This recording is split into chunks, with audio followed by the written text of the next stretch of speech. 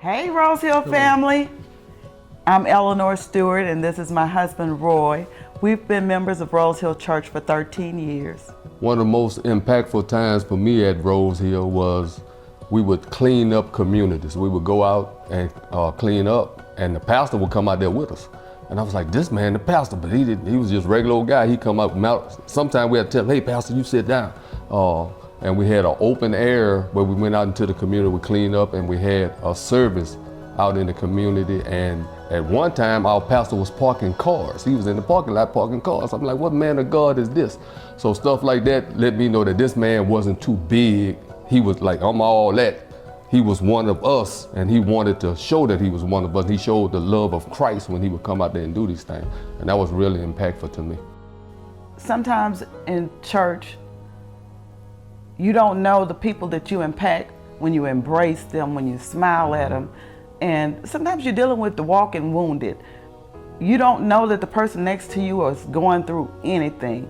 So just being connected with a body of believers, people that's gonna hug on you, love on you, talk to you, greet you with a smile, you just don't know how much that lifts your spirit, helps you deal with whatever you're going through. You shouldn't have to deal with anything alone, but when you share a little bit of what you're going through and someone shows up in your life and hugs on you, love on you, pray for you, it just makes all the difference in the world.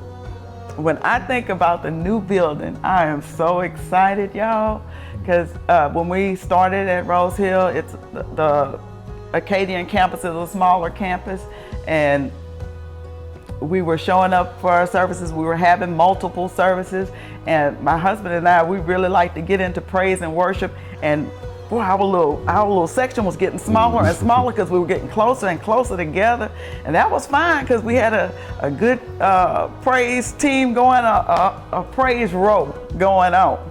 And so no matter what happened, we were getting closer and closer and tighter, and the chairs of the church were getting closer to the pulpit.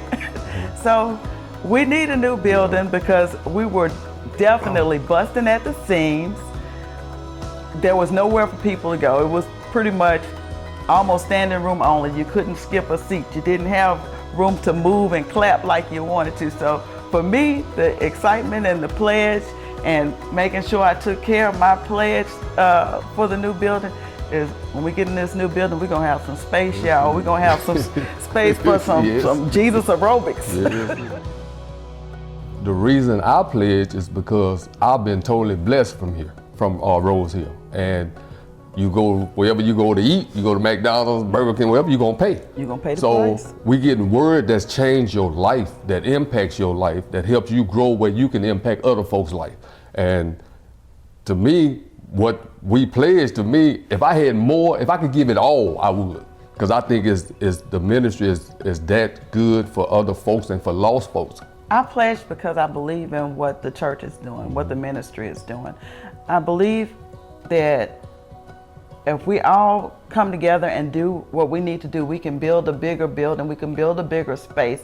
We'll have room for all of us to praise, worship, and keeping my commitment to my pledge was important to me. I don't want to just think, oh, this is a good thing I'm going to say. I'll say I'm going to do it, and you know, it's not just faith talk. I'm going to actually do it. We have a wonderful pastor, we have a wonderful church, and I think you should pledge, because the words say give 10%. So if you can't give 10%, just give what you can. But give, don't just take and don't give.